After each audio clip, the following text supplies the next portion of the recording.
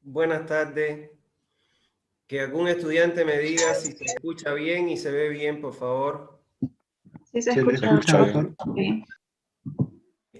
Apaguen sus micrófonos, al que lo tiene encendido. Bueno, vamos entonces, como lo quedamos en la clase anterior, a comenzar hoy con la primera unidad.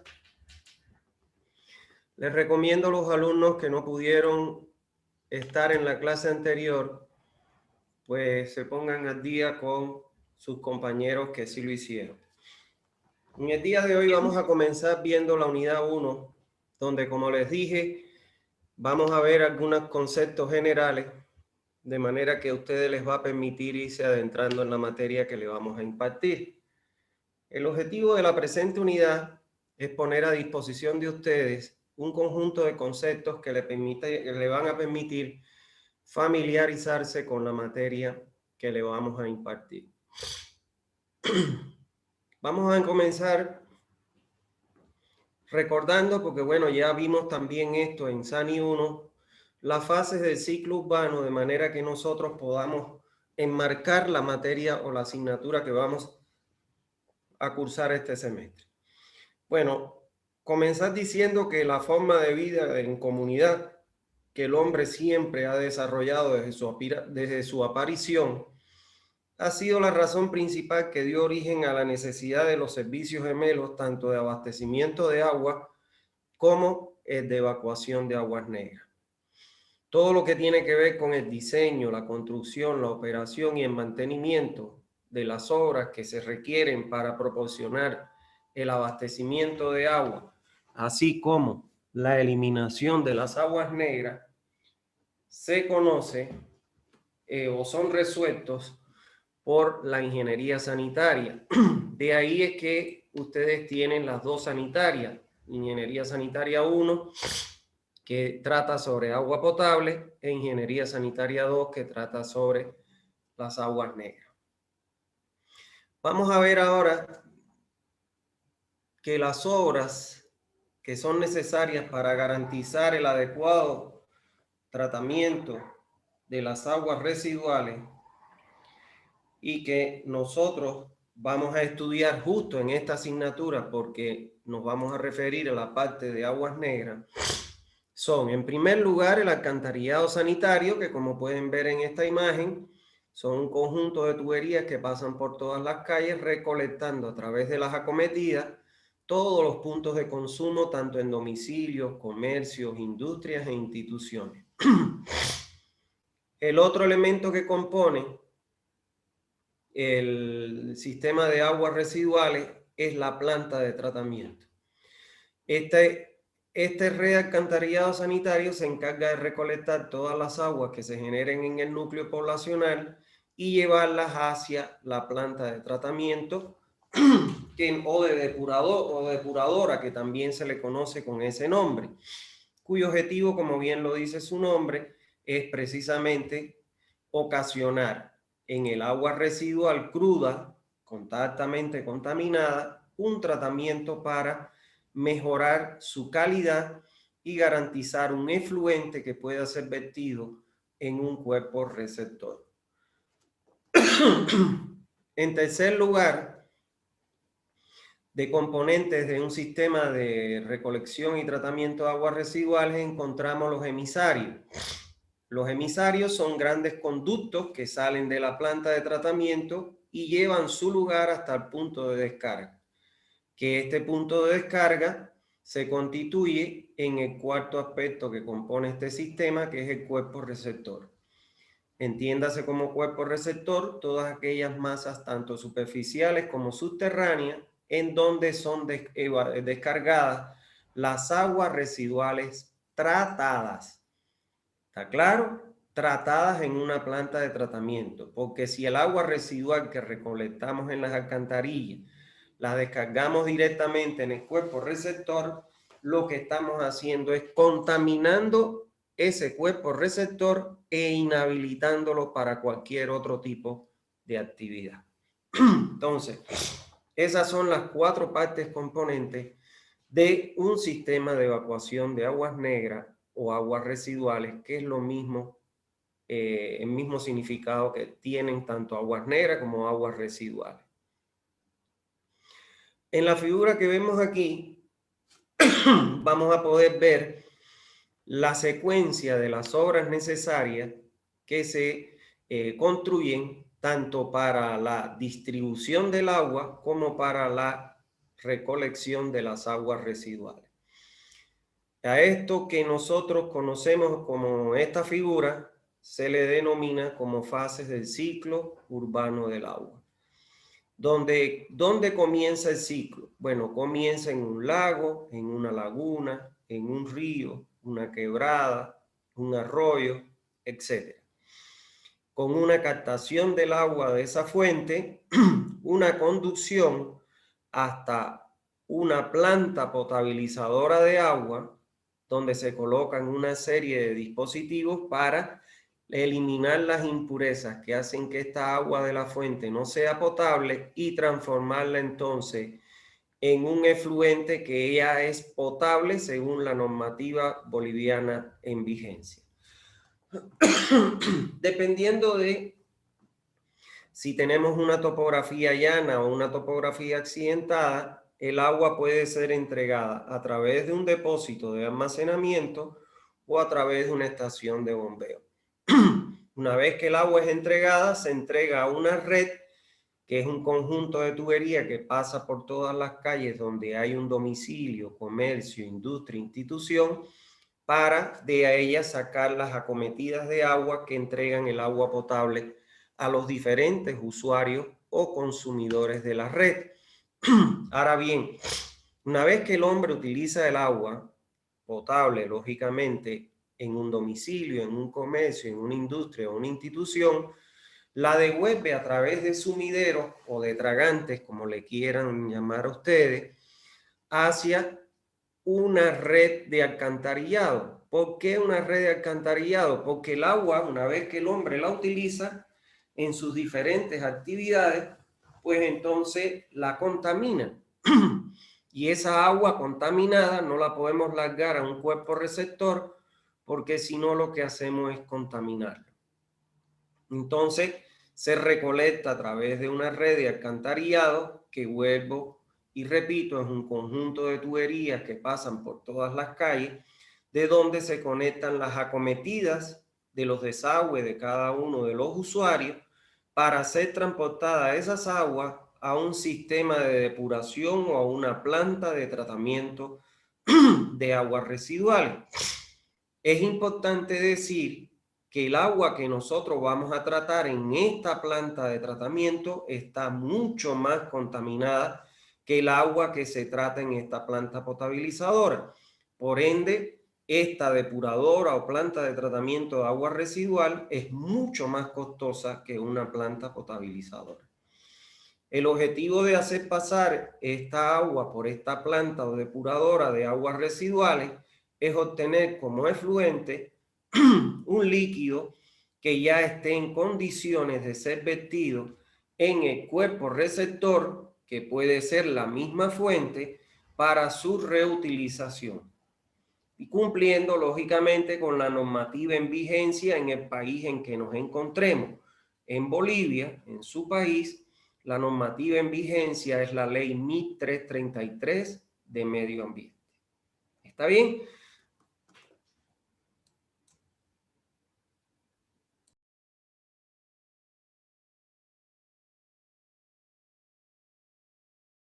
Entonces, ¿qué podemos decir?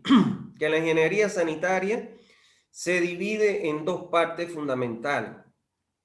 En su pensum se divide en SANI 1 y en SANI 2. SANI 1 es aquella que se encarga desde la captación, potabilización hasta la distribución del agua a los usuarios en la red, a través de una red de distribución de agua. Mientras que la sanitaria 2, que es la que vamos a estudiar en este semestre, incluye la recolección a través de la red de alcantarillado, la planta de tratamiento, el emisario y la disposición final en el cuerpo receptor. ¿Está bien? A todo el conjunto de estas actividades es lo que se le denomina o se conoce con el nombre de ingeniería sanitaria. Bueno, vamos a ver un video que más o menos les va a explicar lo mismo que yo le he dicho, pero... Hola amigos. Todos sabéis que en la ciudad donde vivimos pasan miles de cosas interesantes todos los días. Pero quizás lo que no sabéis es que la mayoría de ellas ocurren gracias al agua. Además, es importante contaros que vivimos en una de las zonas más secas de España, ya que llueve muy poco. Ahora sí estamos listos para empezar. Hoy aprenderemos mucho sobre el agua y el cuidado del medio ambiente. El agua, hasta salir por el grifo, recorre un largo viaje y pasa por diferentes etapas. Al conjunto de todas ellas lo llamamos ciclo urbano del agua. La primera etapa es la captación, que es cuando recogemos el agua de los ríos o mares, para llevarla hasta grandes fábricas donde se limpia a fondo. Hoy aprenderemos mucho sobre el agua y el cuidado del medio ambiente. El agua, hasta salir por el grifo, recorre un largo viaje y pasa por diferentes etapas. Al conjunto de todas ellas lo llamamos ciclo urbano del agua. La primera etapa es la captación, que es cuando recogemos el agua de los ríos o mares, para llevarla hasta grandes fábricas donde se limpia a fondo para convertirla en agua lista para beber, o lo que denominamos potabilizarla. Una vez limpia, se distribuye a través de enormes tuberías situadas bajo el suelo, hasta los miles de hogares, colegios, restaurantes, fábricas. Ya llevamos la mitad del ciclo aprendido. Ahora, ¿qué ocurre con el agua que consumimos y que se va por el váter o el fregadero? Pues que llega hasta el alcantarillado, que son otras tuberías, pero esta vez para agua sucia. A través de ellas se transporta hasta llegar a otra fábrica donde volverán a limpiarla. A esta fase la llamamos depuración. Este proceso es más costoso y difícil, ya que el agua llega muy pero que muy sucia a veces. Una vez limpia, la devolvemos al río para otros usos, como el riego de calles, agricultura, fuentes, etc. Esta última etapa se llama retorno al medio. Y así, una y otra vez, día tras día, el ciclo urbano del agua se repite. No podemos imaginar la vida sin agua. El agua del grifo también es extraordinaria. Cuidadla mucho.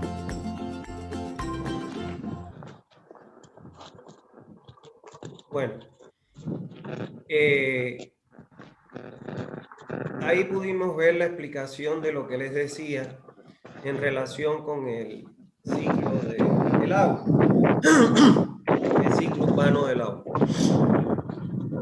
Apaguen el micrófono, por favor. Vamos a ver entonces ahora cuáles son las funciones que cumplen las obras necesarias para la eliminación de las aguas negras y que mencionamos en el punto anterior. En primer lugar está la red de alcantarillado, que es el sistema que se encarga de la recolección de las aguas residuales para alejarla lo más rápido posible del núcleo poblacional donde se generan y conducirlas a la planta de tratamiento de agua residual, de manera que se garanticen o se aseguren las condiciones higiénico-sanitarias del lugar donde son generadas. Si nosotros estas aguas residuales que evacuamos a través del alcantarillado fueran dispuestas en las cunetas de las calles, como ocurre en muchos lugares en Santa Cruz, lo que estaríamos es contaminando el medio ambiente, no solo el terreno, sino también la atmósfera. Y sobre todo lo más crítico es que estarían en contacto con el ser humano, pudiendo adquirirse las enfermedades de origen hídrico que ya ustedes conocen. ¿Qué podemos decir sobre las plantas de tratamiento? Que es la instalación a la cual llegan del alcantarillado, lógicamente, las aguas residuales crudas con el propósito de ser tratadas estas aguas para obtener un efluente que deba cumplir con los requisitos medioambientales para su vertido en los cuerpos receptores. en el caso específico de Bolivia, la ley que rige la descarga de las aguas residuales en el cuerpo receptor es la ley MIT 333. Como podemos ver aquí, una planta de tratamiento, fíjense ustedes acá, ocupa grandes extensiones de terreno, dependiendo del tipo de tratamiento que nosotros usemos. Y fíjense ustedes que son en su mayoría estructuras de hormigón armado, que lógicamente, como ustedes conocen, porque son estudiantes de ingeniería civil, son muy costosas. El otro componente es el emisario, que no es más que un sistema de conducción, como vemos aquí, que se encarga de trasladar el agua residual tratada en la planta hasta el lugar de vertido, que es su cuerpo receptor, que en este caso, como podemos ver aquí, es un emisario submarino que va a descargar las aguas a los océanos, pero también se pueden descargar, evidentemente, en los ríos, los arroyos, las quebradas, las lagunas, hasta en el acuífero como tal, puede actuar como cuerpo receptor. Y bueno, la otra parte componente, como ya veníamos mencionando, es el cuerpo receptor, que se denomina como cuerpo receptor aquellas masas de agua que pueden estar tanto en movimiento como estacionarias. En el caso de las aguas que están en movimiento, tenemos los ríos, tenemos los océanos, los arroyos, las quebradas. En el caso de las aguas estacionarias, tenemos los lagos, las lagunas, el acuífero, etc. Ahora bien, vamos a ver cómo nosotros clasificamos las aguas negras, porque esto es muy importante que ustedes sepan a qué se le denominan aguas residuales o aguas negras. Bueno, las aguas negras se clasifican generalmente según su origen. De ahí que las mismas sean denominadas o clasificadas en, primero, agua residual doméstica, que es el agua, como vemos acá, que se recolecta en cada uno de los domicilios. Segundo, agua residual industrial, que es el agua residual que se genera en las industrias.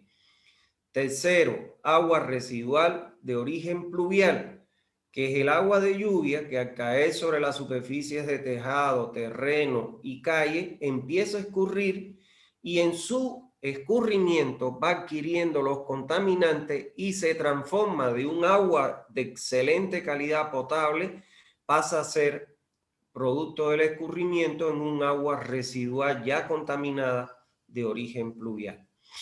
Y por último tenemos la cuarta clasificación, que son las aguas residuales de infiltración. ¿Cuáles son estas aguas? Fueron las aguas de lluvia que se lograron infiltrar en el terreno y penetrar a través de la junta o las uniones de las tuberías. Al infiltrarse en el terreno puede arrastrar partículas de arena, tierra, hacia el interior de las tuberías que deben ser tratadas. Bueno, vamos a ver las características muy sucintas, muy breves de la calidad de cada una de estas aguas residuales.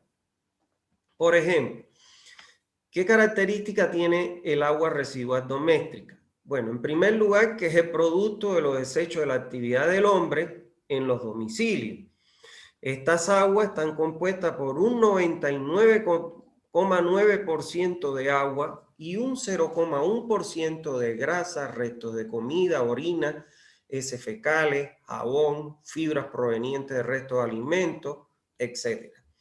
Estas aguas tienen como característica fundamental que son muy cargadas de gérmenes patógenos, lo que la convierte en un líquido muy agresivo y difícil de tratar. ¿Qué son los gérmenes patógenos?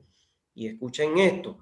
Los gérmenes patógenos son aquellos gérmenes que expulsan los seres humanos o los seres de sangre, los cuerpos con sangre caliente.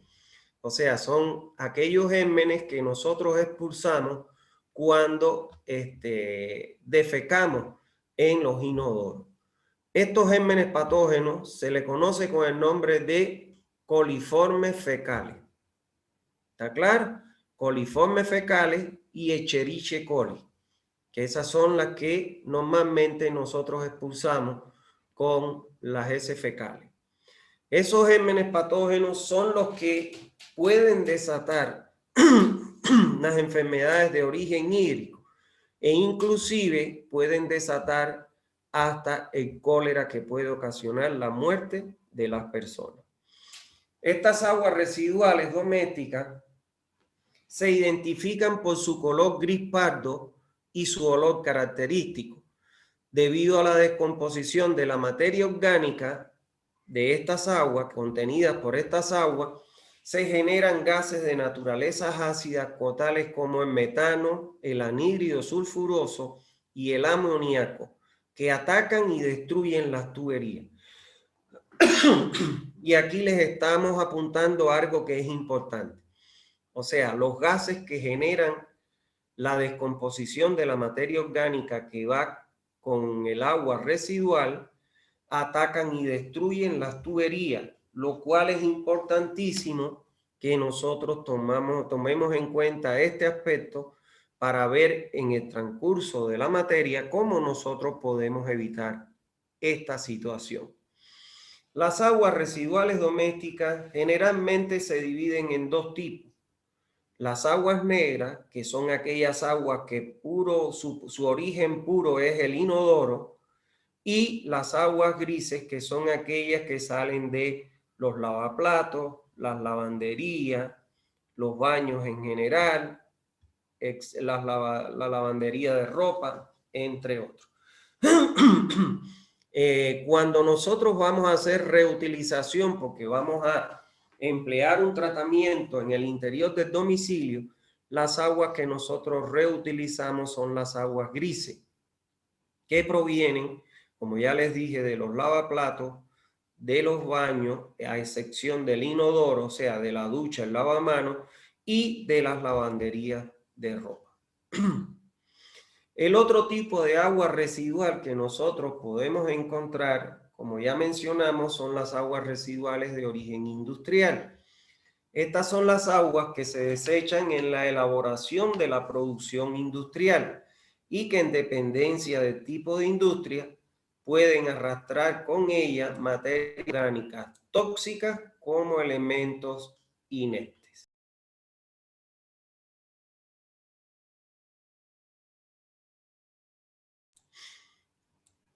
En la industria textil, alimenticia y en las destilerías, las aguas residuales que se generan en esas industrias rara vez contienen organismos patógenos, pero sí contienen otros organismos que pueden causar serias poluciones o contaminaciones a los cursos de agua donde se descarguen las mismas.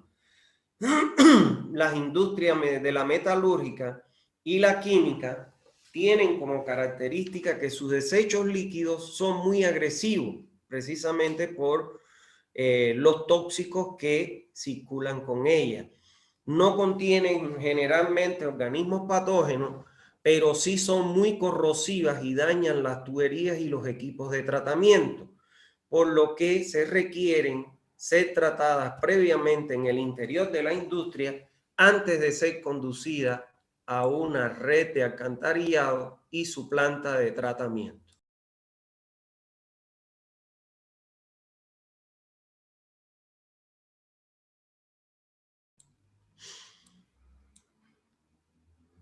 Las aguas residuales pluviales, que son las aguas de precipitación que logran escurrir a través de la superficie, ya que no se han infiltrado ni se han evaporizado,